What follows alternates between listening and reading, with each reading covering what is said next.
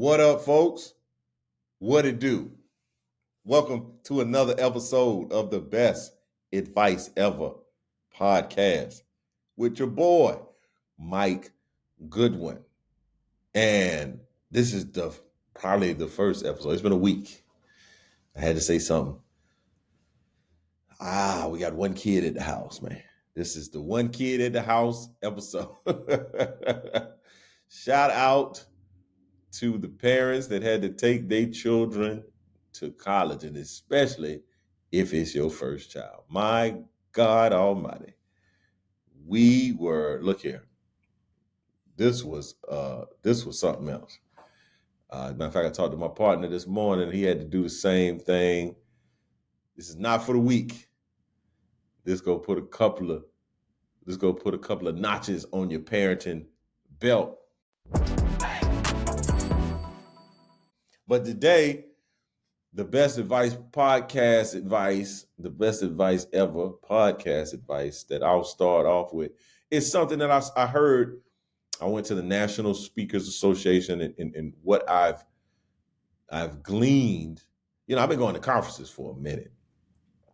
And when I think up until most recently, when I would go to these conferences, I would try to go to every session. If there's something scheduled in that session, I'll try to go.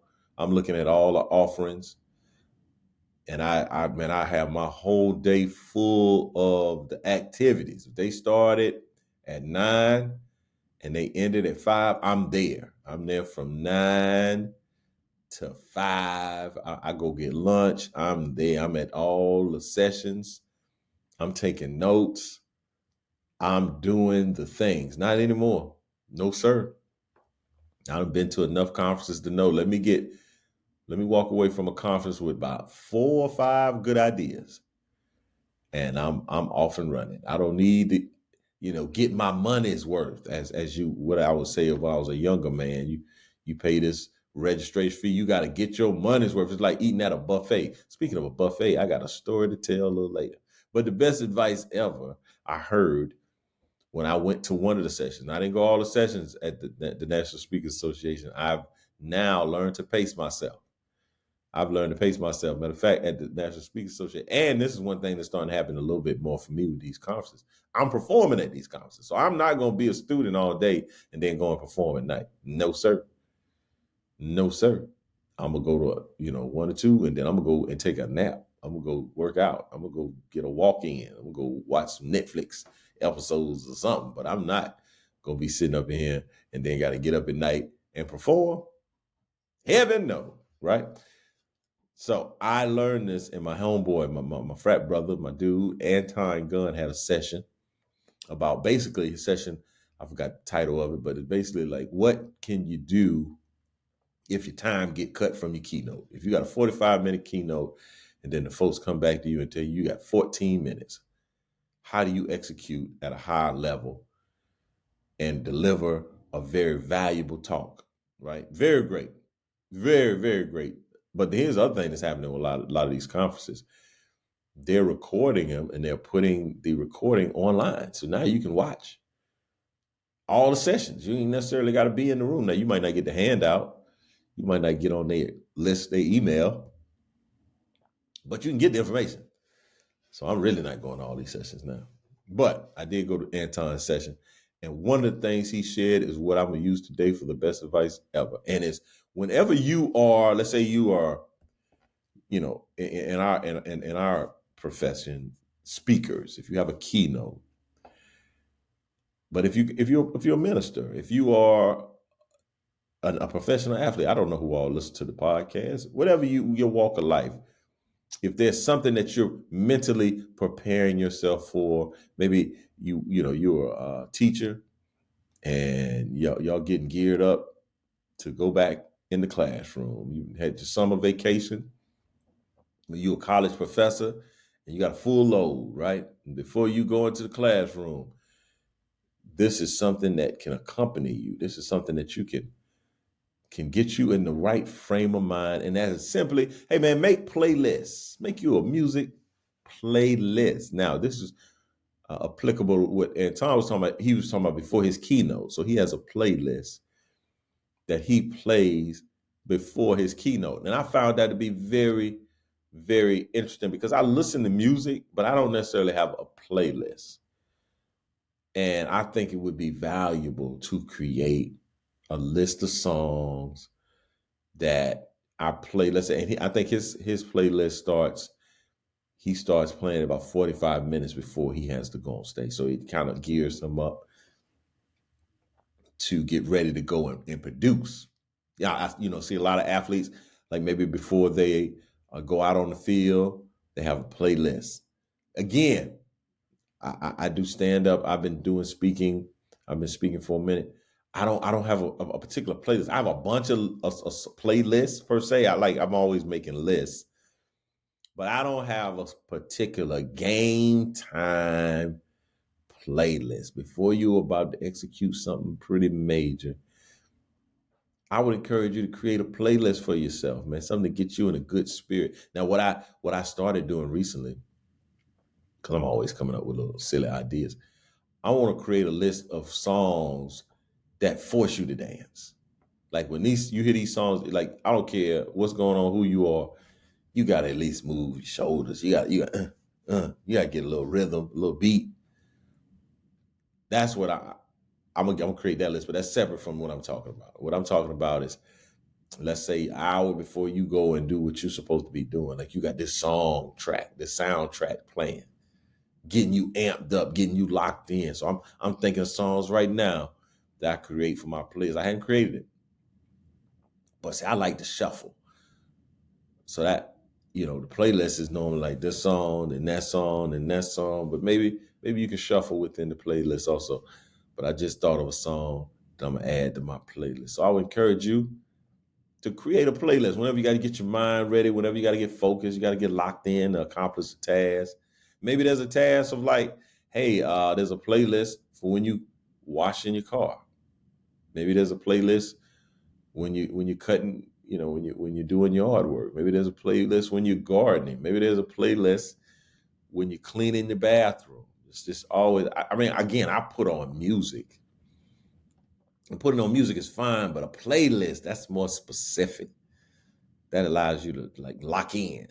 That allows you to focus on what you got coming up. So, man, I would encourage you. I don't know why I was just leaning in the microphone like I'm a R&B quiet storm DJ. But create yourself a playlist, and that's the best advice ever. I would love to hear some of the songs that y'all put on your playlist. Feel free to email me at bowtiecomedy@gmail.com. Bowtiecomedy@gmail.com. I just talked to y'all about, man, dropping that my daughter off. It's been a week. I still kind of feel it. I still feel it. It's still, the tears still kind of still well up in my eyes, man. It was hard. I don't know if you see my social media posts, I talked about this. I might think talked about it on the last podcast because I was in the room. Yep. It was hard, man. I got to that prayer. I got that prayer. My voice got shaky. What's that? I'm thinking about palms are sweaty, mom's spaghetti. I wasn't good, man. I wasn't good. Now here's the surprising part so it's been a week. It's been a week, man, and I still kind of like, dang. But I was talking to my buddy, and I was basically saying, this represents the beginning of a new chapter. Like, and Rosa said this to me. This pretty much represents when that they're not coming back home. Like, and maybe they will. Like, maybe you have a child that may have to come back and live at home. But I'm thinking, man, my daughter graduated from this college, man. I think she's gonna be off in the big wide yonder. I think she's gonna be making her way downtown.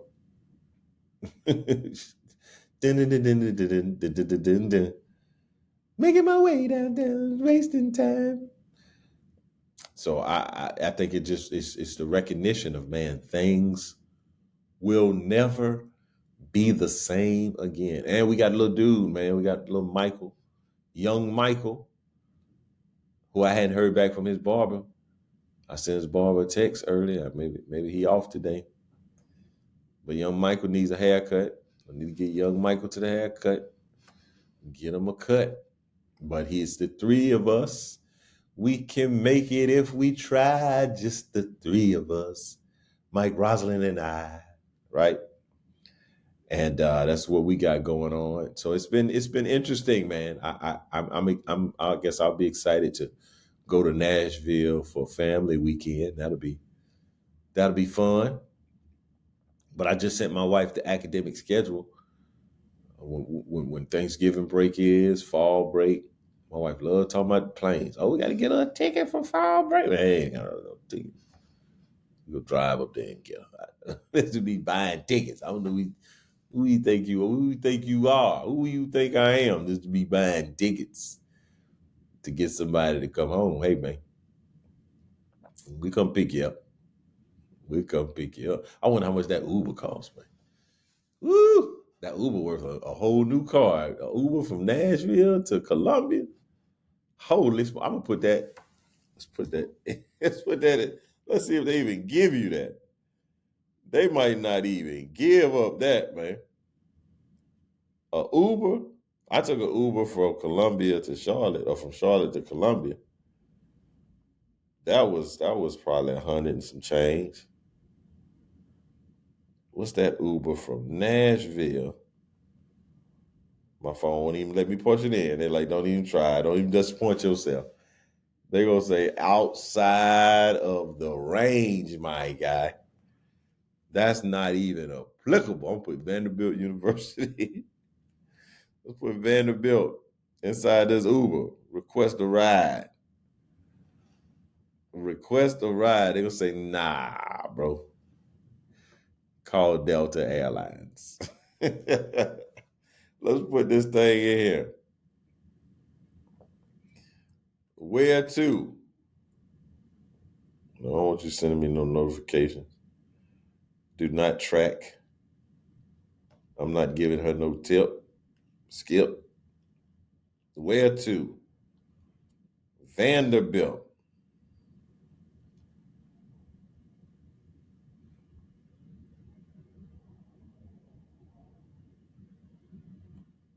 University. Get this out there. They not even give me.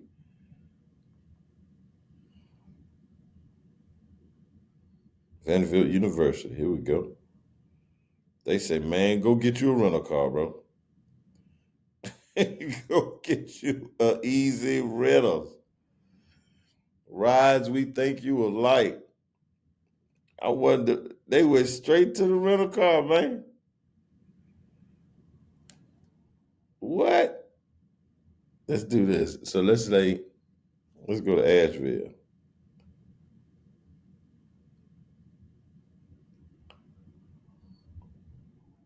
Them boys say, nah, man, gonna get you that rental car. Let me do UNC Asheville. Let me see if they take it. UNC Asheville. Them boys say, get you a rental car, man. UNC Asheville. Okay, they'll take me there. That's $167. That's how long is that?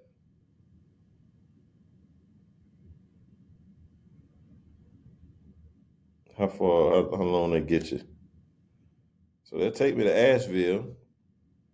Will they take me to Knoxville? Let's say the University of Tennessee. I'm sorry, people. I didn't got distracted. I was supposed to be providing great insights. The University of Tennessee. This is the last one. I get on with the get on. The boys say get you a rental car. Am I spelling Tennessee right?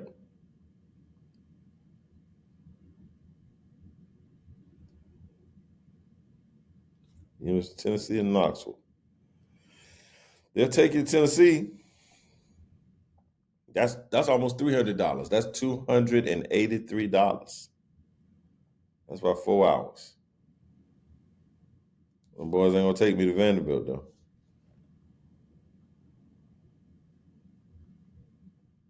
Vanderbilt.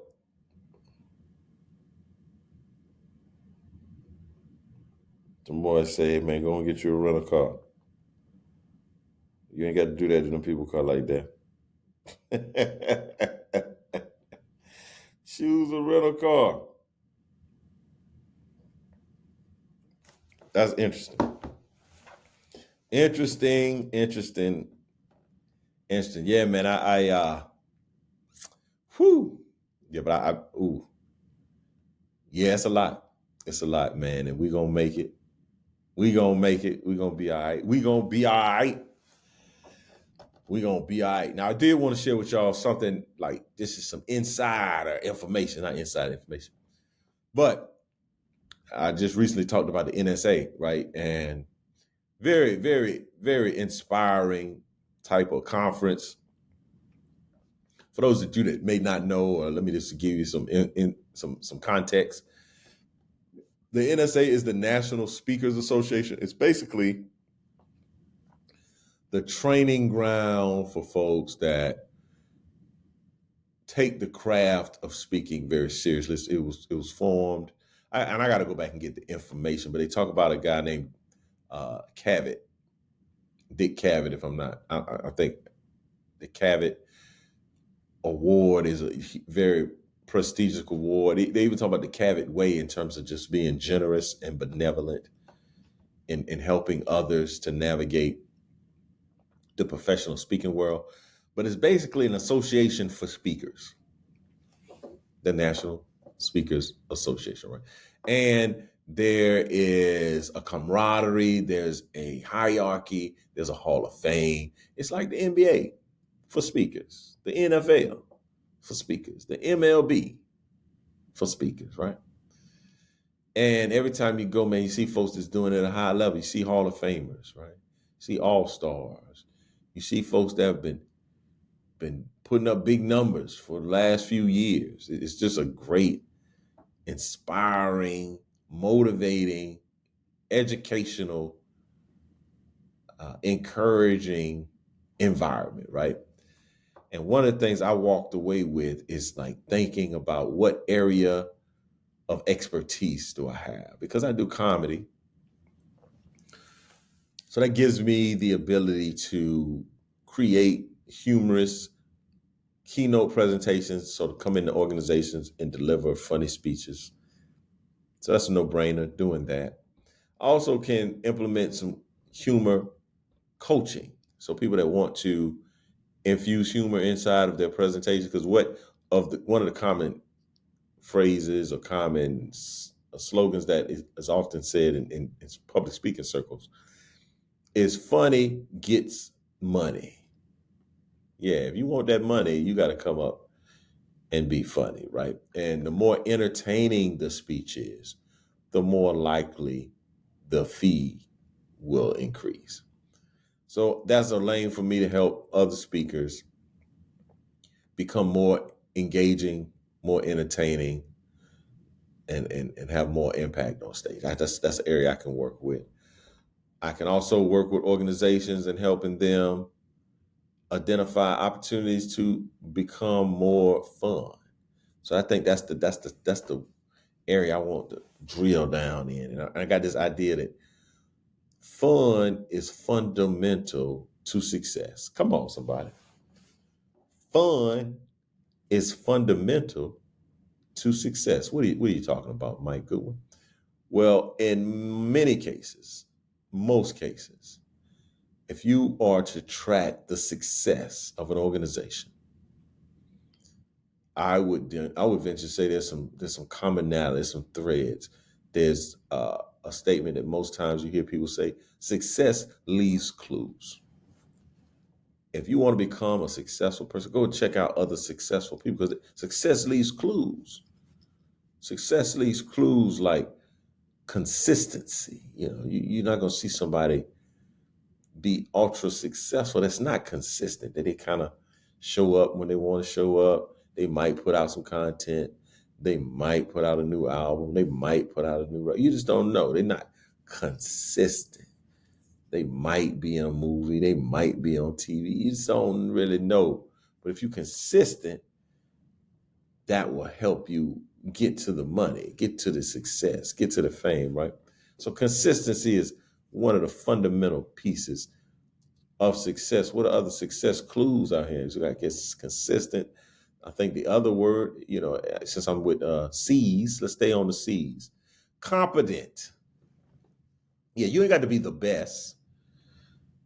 You don't have to be the one, but you got to be competent. People got to know that for you to be successful, you got to be good at what you do. Now again, how good is relative. That's like somebody saying, "Man, I'm the funniest comedian." Well, who's doing the funny judging? What's the measure in which we're calculating these percentages, right? You just because you said you're the funniest, you're gonna be like, "Oh yeah, you're the funniest," right? What else would I expect you to say, right? So there's some competence, the ability to execute what is requested, to be competent. Can you, in my case, deliver a highly funny, highly hilarious presentation? Can I show up at a gala? Can I show up at a comedy event? Can I show up at a leadership retreat and do a great performance and execute a great performance? So am I competent? So we got consistent, we got competent. What's another key? What's another successful clue that somebody can pick up, man? If you want to be clue, and I started with the C, so I got competent, I got consistent, and let's do one more. Let's say, what else is another success? To be successful, you have to be charismatic. You got to have some people skills to be successful. Now, you don't have to be, again, the most charismatic. And you might not even have to be charismatic to the public. You got to be charismatic to your team. You got to work with folks that want to be around you. You got to be interested in others. Interesting that others would pay attention. You got to have some charisma, you got to be charismatic. You got to own the spotlight. Those are just three. Those are just three ideas that comes around success. But I believe that fun, Fun, fun is fundamental to success. And then people might not call it fun. You may say great morale. You may say camaraderie. You may say esprit de corps. But the idea that, man, people enjoy the work that they're doing, and they also enjoy the people that they're doing the work with. I think that's vitally important. So I think walking away from NSA, I want to spend some time. I've knocked this little character over a few times. Doing research on organizations that have fun, that fun is a big part of their culture. That's what I want to use. I use chat GPT for. I use chat to say, hey man, give me the top 10 organizations that are known for having fun in the workplace. Let me get that. I said, give me the books and the podcasts and the articles that talk about fun in the workplace. And then I go research this stuff, man. And I'm reading this book. I told you I was reading that book, The Leaders Eat Last. So it's talking about psychological safety. It's talking about trust. And people want to be able to be seen and feel safe so that they can bring their true self to the table, man. So I'm really going to do a lot of research around fun as it relates to corporate setting, as it relates to leadership, as it relates to success, having fun, a belief system. Is your organization, is the morale good? Is your culture? You have a championship culture. And again, I was just watching this podcast. They were talking about, Guys that or individuals that are very, very successful. Some of those they're not fun people to be around. They're not the people that you love. They're not like, oh, I love this guy. But what's fun? It's winning championships. So you might not like how this guy puts his foot in your backside. You might not like the standards that hold you to a high expectation, but you like popping champagne. You like the victory parade. You like the confetti falling out of the sky. So right. So you do a bunch of things that's not fun to get to the fun. You do a lot of things that are boring and mundane to get to the excitement and the electrifying, right? So I'm gonna be doing that. I'm gonna be evaluating organizations that are known for fun. Southwest Airline, they're known for fun. Zappos, the shoe company, known for fun.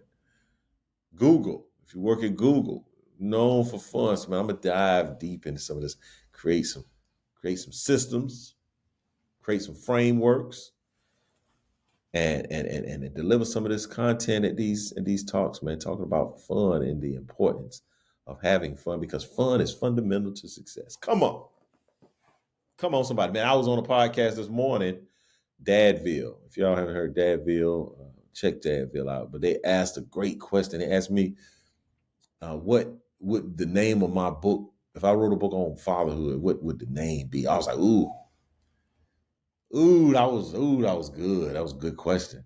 I think I gave him a fire answer though. I told him the name of my book would be Tough Love, Soft Landing. Ooh, I think I like that. That might be in the works. Tough love, soft landing. I think the idea is like, I want to raise children to be self-sufficient. I want them to be confident. I want them to be self-assured, but I want them to know they have a safe place to land. I give them tough love, but I give them a soft landing. Yeah. Come on now. Tell me you wouldn't buy that book. Tough love, soft landing. I mean, I'm setting up things for you. Have a good work, have a good home environment. We have fun together.